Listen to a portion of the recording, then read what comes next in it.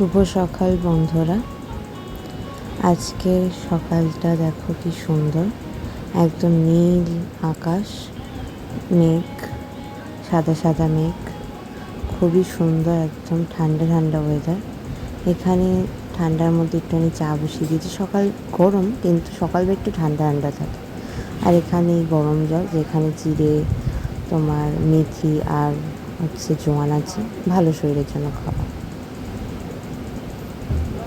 আর এখানে এই তোমার দুপুরবেলার রান্নার জন্য কেটেছি পটল, আলু, আর ওখানে পাশে আছে সোয়াবিনটাকে গরম করে নিয়েছি। তো চলো রান্না করি। এখানে পটলের মধ্যে লঙ্কা একটু দিতে ভুলে গেছিলাম, তো সেই লঙ্কা একটুখানি দিয়ে নিচ্ছি। এই যে এখানে তোমার কড়াইতে তেলটা গরম হয়ে গেছে, তো এখানে জিরে ফোড়ন দিয়ে তারপরে এর মধ্যে একে একে তরকারিগুলো দিয়ে দেবো। প্রথমে একটুখানি দেখে নিচ্ছি কড়াইটা, একটুখানি জিরেটা একটুখানি ভেজা ভাজা হয়নি, একটু নুন আর হলুদ দিয়ে দিলাম, তাহলে তোমার যখন তরকারিটা দেবো কড়াইতে তখন তাহলে সেটা ছিটবে না, এর জন্য। তো এরপরে একে একে তোমার তরকারিগুলো যে কেটে রেখেছিলাম, ধুয়ে রেখেছিলাম, সেগুলো দিয়ে দিচ্ছি কড়াইতে।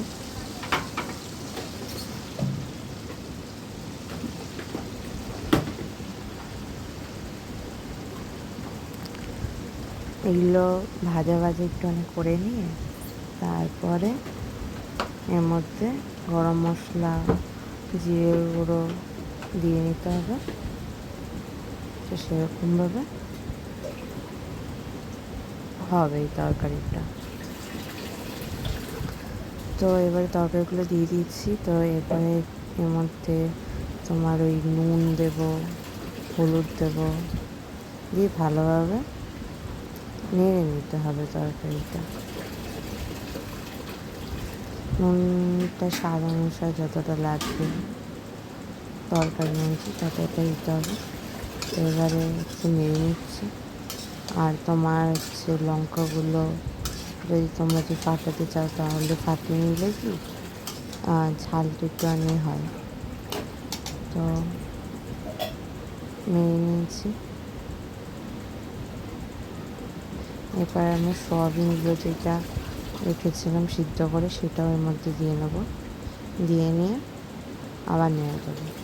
তোমরা একসঙ্গেও দিতে পারছো, যখন আলু আর পটল দিয়েছিলাম আগে, না হলে এরকমভাবে করতে পারবে, দুইভাবেই করা যায়। তো একটুখানি লঙ্কাগুলো একটুখানি কাটিয়ে দিচ্ছি, তাহলে একটু ঝালটা হবে, খেতেও ভালো লাগবে, একটুখানি ঝাল ঝালও হবে। তো এবারে একটুখানি এটা ঢেকে দিলাম, তাহলে একটুখানি হোক।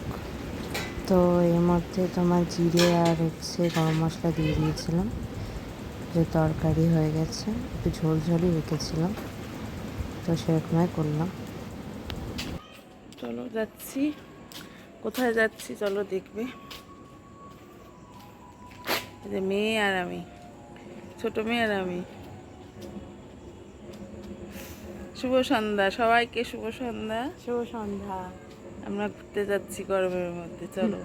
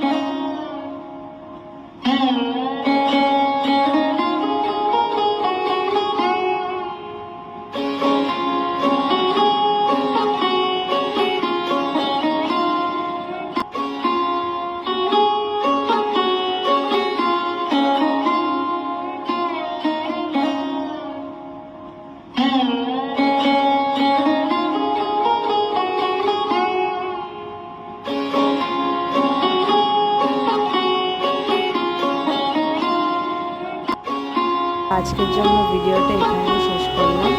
পুরোটা দেখবে, লাইক কমেন্ট আর শেয়ার করতে একদমই ভুলবে না। সবাইকে টাটা।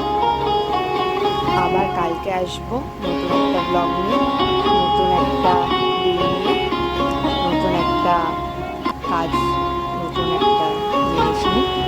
তো তোমরা সবাই ভালো থেকো, হ্যাপি থেকো, সুস্থ থেকো। আজকের জন্য টাটা, থ্যাংক ইউ।